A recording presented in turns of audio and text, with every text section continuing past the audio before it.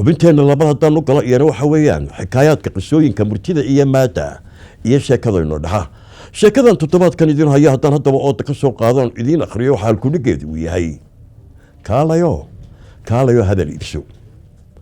kaalayo hadal iibso nin xaas walwaala danyara shaqaale ah caruurtiisa cuntada loo kariyo maalin walba la cuna bariisimay aqalkiisa aan laabayba makhaayadaha iyo cuntadooda ayaa maalin maalmaha ka mid a marwadii caruurtiisa dhashay ay ku tidhi berito waxaanu tegaynaa meel heblaayo iyo casuumaad caynkaasa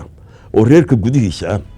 dabeedna waxay noqotay maalintaa inuu magaalada u qada tago oo makhaayadu ka qadeeyo nin makhaayadaha ilaabay buu ahaaye markuu soo rooxayba makhaayad buu arkay cusub oo waddada uu marayay ku taalla makhaayadii ayuu galay waa hudheel wax laga cunee gudihii markuu soo galayna waabay cajabisayba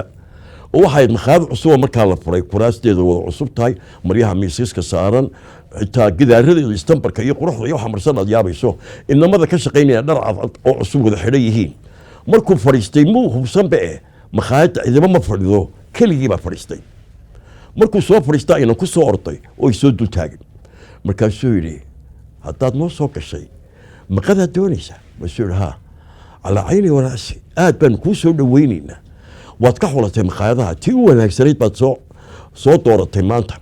annana waxaanu kaa ballan qaadaynaa inaanu si fiican kuugu adeegno kuugu shaqayno cuntadaad doonaysa ku siino weliba adoo raalliya aad daga tagto waxaanan ku leeyahay magacaa wala war magacayga maxaad ku falaysaa cuntaan kaa doonaya waxaana hadaloo naga daayo cuntana sii maxaa yaalana markaasuu yidhi maxaad doonaysaa ku siiya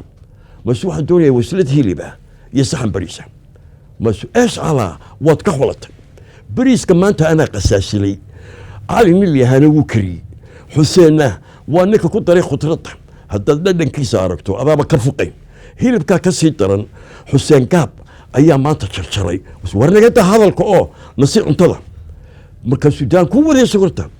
hilibka maanta falfalka halkaa lagu kariyey haddaad aragto macaankiisa ninkii intuu kacay ayuu la hadlay ninkii maqalka joogay war waa maxay meeshan ilaa maantaan fadhnaa ninkana hadal lagu daldabayaa ma cuntadana siisaan inankii maqalka fadhiyaa qosloo yidhi miyaad boodhka soo akhrisan hudheelka ninkii baa baxay oo boodhkii akhriyey ninkii cadhaysna markuu boodhkii akhriyey ayuu qoslay daawadayaal boodhka waxa ku qoran ma garanaysaa kaalayo hadal iibso xikaayaadka qisooyinka murtida iyo maada iyo sheekada inoo dhaxa